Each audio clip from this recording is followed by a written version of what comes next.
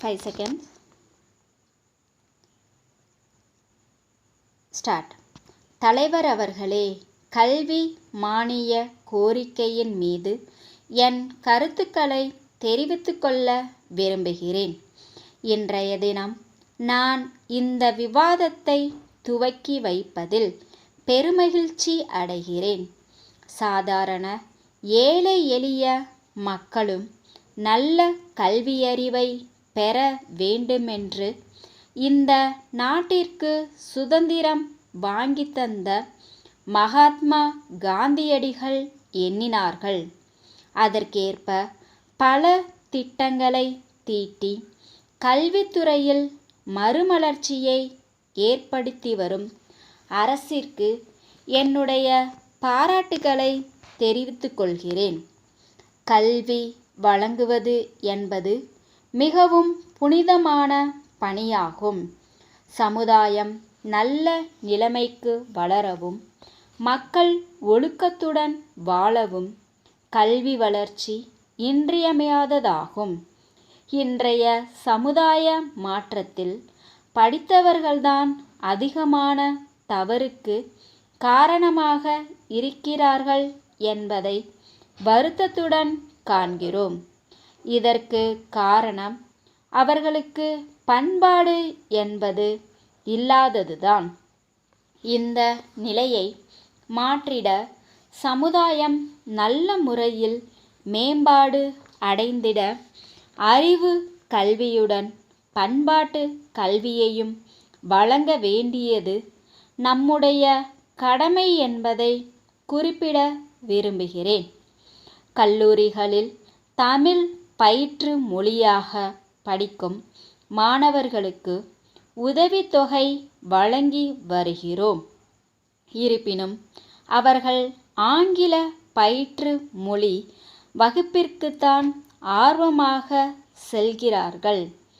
தமிழ் பயிற்று மொழியில் படித்த மாணவர்களுக்கு தமிழ்நாட்டில் வேலைவாய்ப்பில் முன்னுரிமை அளிக்கப்படுமானால் இன்னும் பல மாணவர்கள் தமிழ் பயிற்று மொழியில் படிக்க ஆர்வம் காட்டுவார்கள் என்பதை என்னுடைய ஆலோசனையாக தெரிவிக்க விரும்புகிறேன். நூலகங்களுக்கு ஒதுக்கப்படும் நிதியில் பெருமளவு பணம் ஊழியர்களின் ஊதியத்திற்கே சரியாகி விடுகிறது என்ற நிலை இன்றைக்கு இருந்து வருகிறது. நூல்கள் வாங்குவதற்கு அதில் 10% கூட மிஞ்சுவதில்லை. எனவே நூல்களை வாங்க அதிகமான நிதியை ஒதுக்க வேண்டுமென்று கேட்டுக்கொள்கிறேன். அத்துடன் நல்ல நூல்களை தேர்வு செய்து அவற்றை நூலகங்களுக்கு வாங்க குழு ஒன்றை நியமித்து குழுவின் பரிந்துரைப்படி நூல்களை வாங்க வேண்டுமென்று கேட்டுக்கொள்கிறேன். அத்துடன் பதிப்பாளர்கள் நிர்ணயிக்கும் விலைக்கு நூல்கள் வாங்குவதை தவிர்த்து நூல்களுக்கு அவற்றின் தரத்தின் அடிப்படையில் அரசே விலை நிர்ணயம் செய்து அதன் அடிப்படையில் நூல்களை வாங்கலாம் என்ற எனது யோசனையை தெரிவித்துக் கொள்கிறேன். அருங்காட்சியகங்கள் பல்வேறு மாவட்டங்களிலும் ஏற்படுத்தப்பட்டுள்ளன. மாணவ மாணவியர்களும் பெரியவர்களும் வெளியிடங்களிலிருந்து வந்து அவற்றை பார்வையிடும் போது உரிய விளக்கங்களை அவர்களுக்கு அளிக்க வேண்டும். இப்போது அதுபோன்ற நிலை இல்லாமல் இருக்கிறது.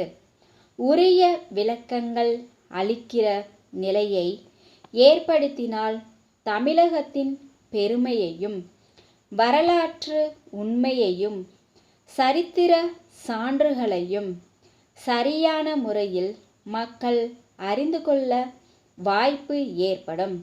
இதன் மூலம் நமது புராதன சின்னங்களின் வாயிலாக நமது நாட்டை பற்றியும் நமது பகுதியை பற்றியும் உள்ள சரித்திரத்தை வளரும் இளந்தலைமுறையினர் அறிந்து கொள்ள முடியும். அன்புள்ள ஐயா, தாங்கள் கடந்த மாதம் கேட்டுக்கொண்டபடி 4 உருளை இயந்திரங்கள் தங்களுக்கு அனுப்பி வைக்கப்பட்டுள்ளன என்று தெரிவிப்பதில் மகிழ்ச்சி அடைகிறோம். நீங்கள் அவைகளை ஒரு சில தினங்களில் பெறுவீர்கள் என நம்புகிறோம். நீங்கள் எங்களுக்கு செலுத்த வேண்டிய பணம் ரூபாய் 10,000 என்பதை இத்துடன் இணைக்கப்பட்டுள்ள பொருள் விவர பட்டியலில் இருந்து தெரிந்து கொள்ளலாம். தகுதி பெற்ற எங்களது பொறியாளர்கள் மூலம் உங்களுடைய இயந்திரங்கள் சரிபார்க்கப்பட்டு அனுப்பி வைக்கப்பட்டுள்ளன என்பதை தெரிவித்துக் கொள்கிறோம். அவற்றின் நேர்த்தியை பற்றி தாங்கள் கவனித்து அறிந்து கொள்ளுமாறு அன்புடன் கேட்டுக்கொள்கிறோம். எனவே தங்களது கடிதத்தில் குறிப்பிட்டபடி மற்ற மீதமுள்ள இயந்திரங்களின் உற்பத்தியையும் எங்களிடமே ஒப்படைப்பீர்கள் என்று நம்புகிறோம். அத்துடன் தங்கள் பகுதியில் இருக்கும் தங்களது சகோதர நிறுவனங்களுக்கும் எங்கள் பெயரை சிபாரிசு செய்யுமாறு கேட்டுக்கொள்கிறோம்.